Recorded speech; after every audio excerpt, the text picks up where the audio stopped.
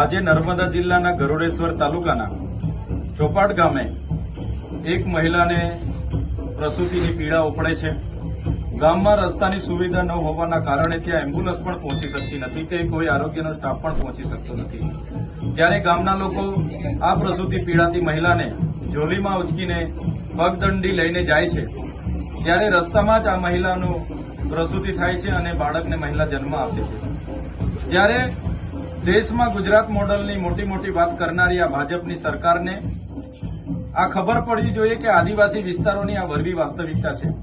જ્યાં તમે 3000 કરોડની સ્ટેચ્યુ ઓફ યુનિટીની પ્રતિમા બનાવી છે, એ જ સ્ટેચ્યુ ઓફ યુનિટીની પ્રતિમાથી 10 કિલોમીટરનું આ ગામ છે। આજે પણ આ વિસ્તારોમાં શિક્ષણ હોય, સિંચાઈ હોય, આરોગ્ય હોય, પીવાના પાણી હોય, રોજગાર હોય, તમામ બાબતો આજે પણ આ વિસ્તાર વંચિત છે।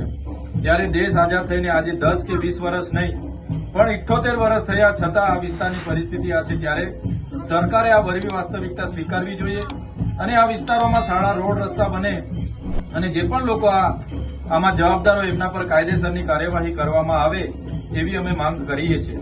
આવનારા દિવસોમાં આ પરિવારની મુલાકાતે પણ અમે જવાના છે। ત્યારે સત્વરે સરકાર યોગ્ય કાર્યવાહી કરે એ પ્રકારની અમે માંગ કરીએ છીએ।